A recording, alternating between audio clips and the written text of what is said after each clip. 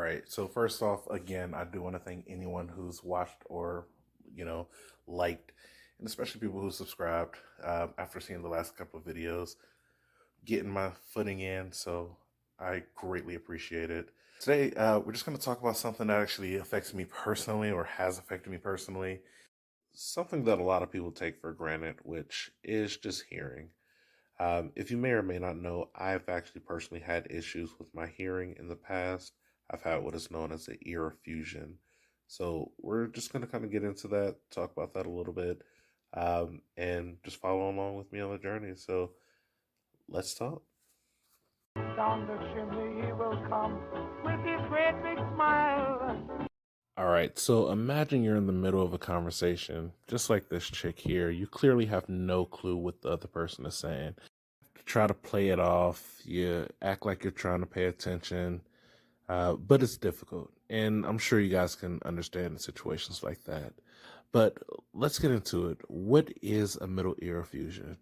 So, pretty much what it means is that a buildup of liquid goes in between your ear cavity and where your eardrum would be. So, prime example in this photo here, you can see a normal ear at the bottom.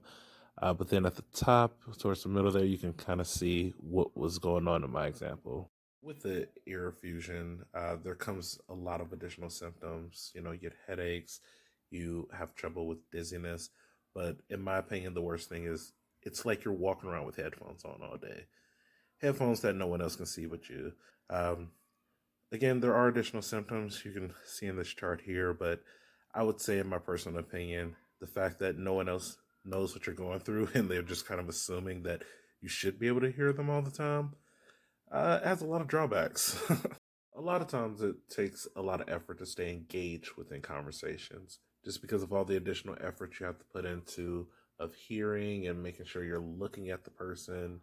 It's really something that like you have to be fully engaged.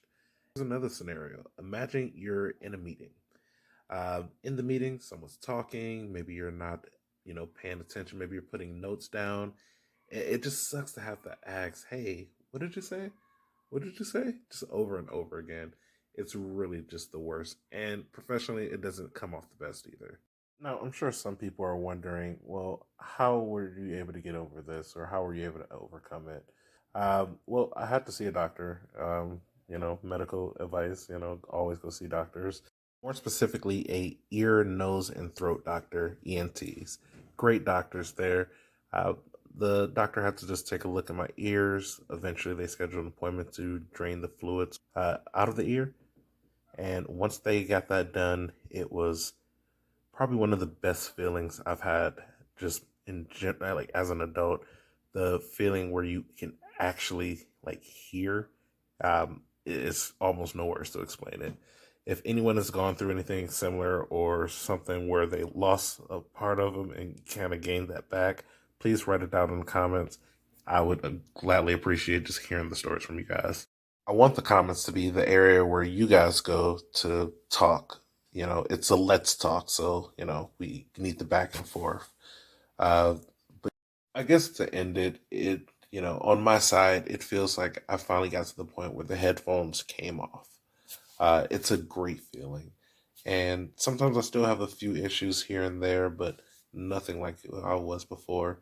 And I'm forever grateful for those doctors for what they were able to do for me. So once again, I just want to thank anyone who's listening, anyone who likes, anyone who subscribes to this video. You guys are great, and you're the reason I keep putting these out. I appreciate it. And like always, bye. Capitalism is an evil blight on American society. There's no harm in saying what you mean. There's no harm in saying what you want.